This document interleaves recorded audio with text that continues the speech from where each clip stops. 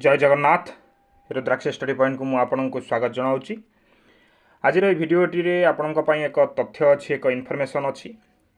पूर्व गोटे भिडियो आम आलोचना करते ओएसटीटी परीक्षा 30 सेप्टेम्बर में होगा जाऊँगी किंतु केबेठू अप्लाई हम एवं केते दिन अप्लाई हम से विषय में किसी तथ्य बोर्ड तरफ आसी नाला। गतकाली यही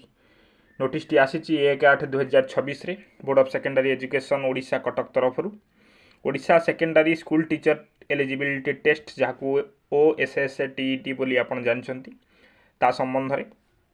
OSTET 2026 रे केबेठू अप्लाई हेबो किभଳି भाबरे आपण अप्लाई करिवे से विषय रे तथ्य दे दिया जाइछि। Application shall be received through online mode on visiting the link or website www.bscodisha.sc.in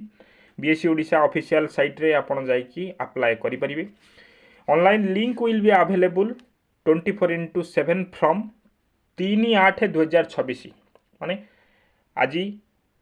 notice T आसी 1 तारिख। आज आम जो भिडियोटी कर देखुंत ताहा 2 तारिख माने 3 तारिख आसंता काली ठारू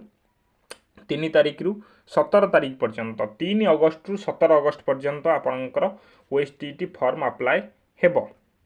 हैला। आउ थरे कहि दउची अगस्त 3 रु अगस्त 17 पर्यंत आपणकर OSTET अप्लाई हबो एवं 24 घंटा जाक अप्लाई हबो केबे भी रहइबनी एवं स्टार्टिंग रु एवं अंतिम समय रे टिके सर्वर जाम रहिबो सेति पय व्यस्त विव्रत हेबार कोनोसी उचित नुहे। The step-by-step instructions for online registration guidelines containing applicability, eligibility and qualifying criteria of the candidates syllabus and its structure available in the website www.bscodisha.sc.in रे से कहूँ कि जहाँ जहाँ क्राइटेरिया रही एलिजिबिलिटी रही सिलेबस कौन रही स्ट्रक्चर कौन रही से तो सामान जिनस यार एथिरे कौन परिवर्तन होई न था। जदि परिवर्तन होता आपन पाखु नोटिस आसी जाइथा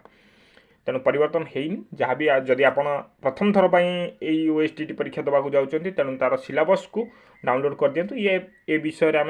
विस्तृत भाव में परवर्ती समय आलोचना करवा। तापर लिखाई पूर्व जो नोटिस जो भाव में आसी जे एग्जाम आपणकर 30/9/2026 सेप्टेम्बर 30 माने हाथ में 2 मास भी समय ना गोटे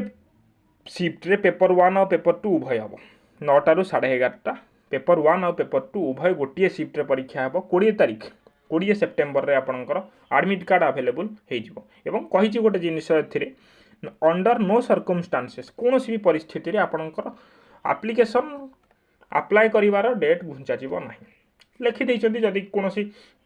सर्भर इश्यू रहा कि परवर्ती समय कौन असुविधा है सी भी घुंची पार किंतु आप चेष्टा करेंगे कि 17 अगस्त सुधा अप्लाई सारे से जिनस कहला कि जदि आप फल्स इनफॉरमेशन दौरान आपणकर एलिजिबिलिटी कटि जाई पारे भविष्य में कैंडिडेट शाल बी कैंसल्ड तार कैंडिडेटटा कटि जीव एवं आउ गोटे इम्पोर्टाट जिनस थरे आपण सबमिट करदेला परे आपणकर पर्सनल डाटा एड्रेस कास्ट कौन सी भी जिनिस आपण परवर्ती समय परिवर्तन करें ना can not be changed later. तेणु जो फॉर्म फिलअप करुँच आपन टिके मन ध्यान देकी शांत मनरे धीर सुस्थ भाव में फॉर्म फिलअप करंतु एवं जदि कौन सी भूल हो जाउची तो छाड़ दियंतु से जिनस से फॉर्म टी को रिजेक्ट हवा को दे दियंतु। आपन पैसा सबमिट जदि स्टार्टिंग रु पैसा सबमिट नहीं जाउची ताहाले सबुठु गोटे इम्पोर्टाट जिनस आप मन ध्यान दे फॉर्म फिलअप करूँ कौन भी त्रुटि करूँ ना कहीं गोटे इनफॉरमेशन पूर्व थर आम पाई समस्ते भी जानी जिनसटी OSTET से अलग कैटेगरी एवं जो LTR आसिले से गोटे अलग कैटेगरी माने OSTET से UR कैटेगरी रखिदे किंतु LTR बेलू OBC एमती गोटे डिस्टर्बांस होता से मुझे कहूँ कि आपण निज निज कैटेगरी अप्लाई करूँ जी SC कि ST कि SCBC जो थे भी जाऊँ से निज कैटेगरी को आप दिंतु। तेणु सबू जिनस फिलअप कला बेले टेक्निक देखिकी एवं ध्यान सहित फिलअप करूँ कौन भी त्रुटि करूँ ना। अगस्त 3 रु अगस्त 17 पर्यंत पर्याप्त समय अच्छी एवं स्टार्टिंग रु 2-3 दिन टिके जाम रहिबो तथापि आपण जदि चेष्टा करने कथा चेष्टा कर दिंतु अल्प अल्प हो आस्ते आस्ते धीरे सुस्थे कि फर्म टी फिलअप कर दिंतु मोबाइल तो आजिकल समस्त हो जाऊँगी लैपटॉप भी आपंक पाखे थी ना जदि से सब व्यवस्था भी ना आप कौन साइबर सेंटर को भी जाकि फर्म पकई पारे है तेरे ये जिनसटी थी आपण आज इनफर्मेशन ओएसटीटी अप्लाई डेट आसी कपी फरवर्ड हो समस्त पाखक तेणु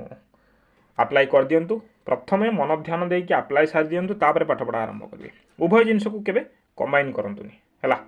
तेणु एति इनफर्मेशन आशा करुँच आज भिडियोटी आपको इनफर्मेटिव लगी जदि इनफर्मेटिव लगिला तेरे मन ध्यान देकी फर्म टी फिलअप करूँ एवं पाठपढ़ा को आरंभ करूँ है रही धन्यवाद जय जगन्नाथ।